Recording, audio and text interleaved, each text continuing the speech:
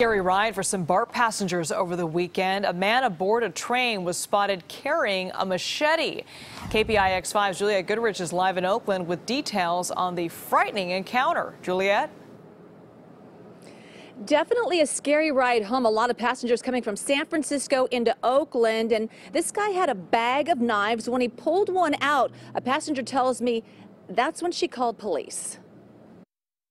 He said, no, you can't sit here, and he held up the knife in his hands again. Cindy Soto's BART ride home from the opera Friday night. See, he's here, we're right here. We're in the two seats right next to him. Turned frightening because of a passenger seated across from her. He became irritated when someone asked if they could sit next to him. He got irate and he yelled, no.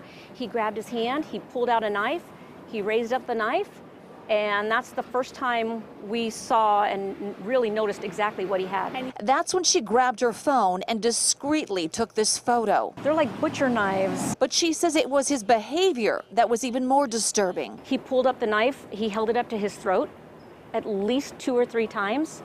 And he also threatened a little girl when she tried to come through the doors and sit next to him. That's when everybody just started to panic. Cindy says that's when she looked around the train and saw a phone number posted for BART police. I was really nervous to call. I was afraid he was going to hear me since I was so close to him. It was at the West Oakland BART station when the train came to a halt and BART police were on the platform. You know, they opened the doors and they came on BART with their guns and told everybody to get out. And he just was, I think he was shocked. This comes at a time when passengers are already on heightened alert with 3 high-profile slashings in the last 6 months. The most recent, 18-year-old Nia Wilson, killed on a BART platform by a convicted felon. Along with stepped-up patrols, BART is also looking into high-tech weapon scanners.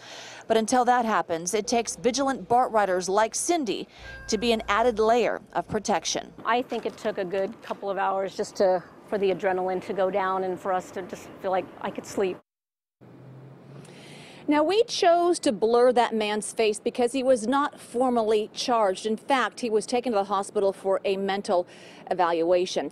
As for what to do on a BART train, should you see something like that happen, definitely call BART police. But there's also a BART Watch app you can download. BART tells me you can text dispatch directly, and they can send police out immediately.